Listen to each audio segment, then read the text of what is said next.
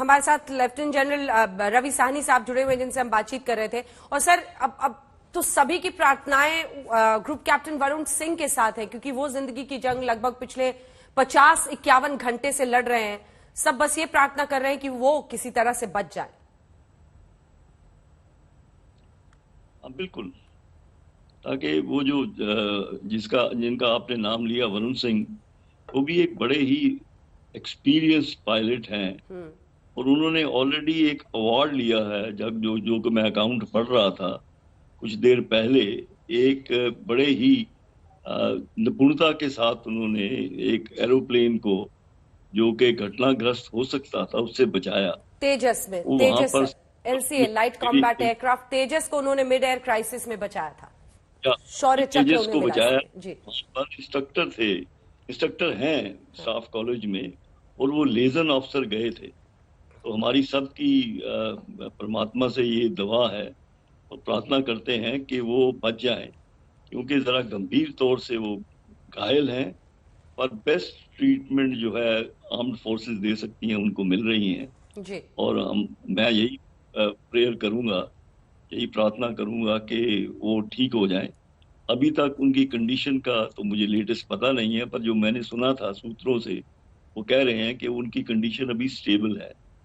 तो let's see, हम सब जो है, सबकी दवाएं जो है उनके साथ है, उनकी फैमिली के साथ। लेफ्टिनेंट जनरल रिटायर्ड के अग्रवाल साहब भी हमारे साथ जुड़ गए हैं। किस तरह से आप जनरल बिपिन रावत को याद करेंगे सर? और आज पूरा देश श्रद्धांजलि दे रहा है। तस्वीरें हम दिखा रहे हैं अपने दर्शकों को। हुजूम पहुंच गया उनके घर के बाहर, हर जगह पीपल्स जनरल के तौर पर जाने जाते थे। धन्यवाद। मैं ये कहना चाहता हूं कि जनरल बिपिन रावत एक महान सैन्य नायक थे और मां भारती के महान सपूत थे। उनका जो, अगर मैं विवरण करूं उनकी लीडरशिप क्वालिटीज का, उनकी नेतृत्व क्षमता का, और वो कितने सरल और निर्मल इंसान थे। एक अच्छे लीडर होने के लिए सबसे ज्यादा जरूरी है कि सबसे पहले वो अच्छा इंसान हो, अच्छा शख्स हो, और जो भी कहे वो करे। कथनी और करनी एक होने का एक वो बहुत बड़ा उदाहरण थे। और उसके साथ साथ इतने ऊंची रैंक पे होने के बाद इतने विनम्र शख्सियत रखते थे, इतने हम्बल थे। और कोई भी, आपने औरों से भी सुना कि कोई भी अगर उनसे मिलना चाहता है, चाहे वो सिपाही हो, चाहे वो जेसीओ हो या ऑफिसर हो, सबके लिए उनके पास टाइम था। और वो बड़े पेशेंटली, बड़े ध्यान से सबकी बात सुनते थे और उस पे अमल करते थे।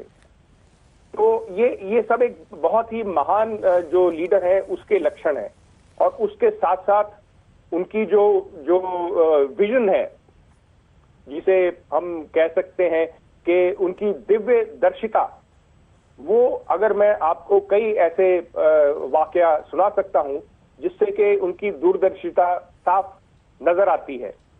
और इसके साथ साथ जो भी वो सोचते थे उसमें उनका कन्विक्शन था, दृढ़ विश्वास रहता था।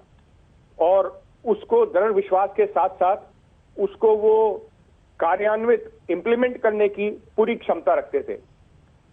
निष्पक्ष तरीके का उनका जो बर्ताव था सबके साथ, और कोई भी चीज छुपी भी नहीं थी उनके सामने। जो आप देखते थे वो वैसे थे।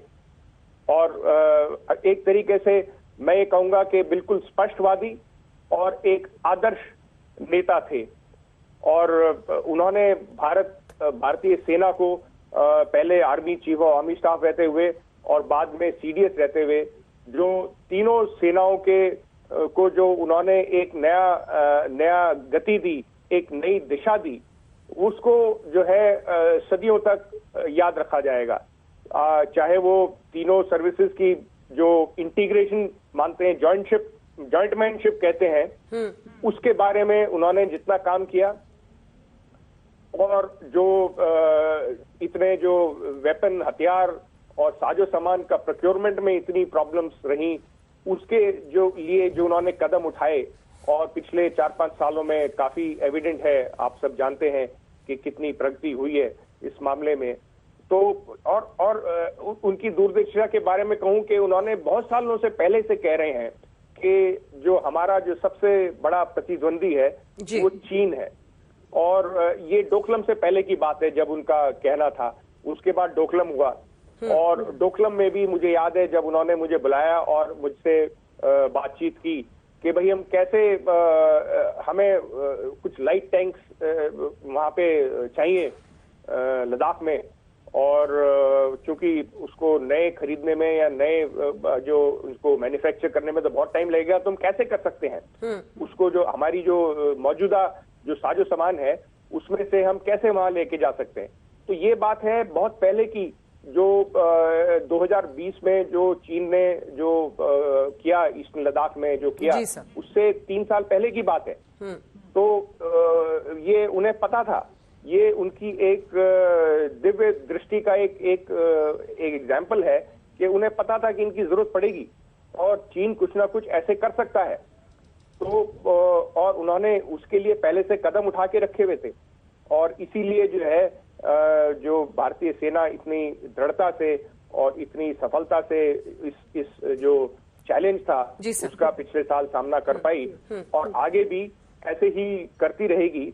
तो ये सब एक महान नेता के लक्षण हैं, एक जो बहुत अच्छे लीडर के लक्षण हैं। और जो एक विडंबना ये कहिए कि उन्होंने इतनी जो वॉर विद विजडम जो एक वहां जा रहे थे डिफेंस सर्विसेज स्टाफ कॉलेज में जो इंटरेक्शन के लिए जा रहे थे, और डिफेंस सर्विसेज स्टाफ कॉलेज का तो मोटो जो है वो है युद्धम प्रज्ञा, टू वॉर विद विजडम।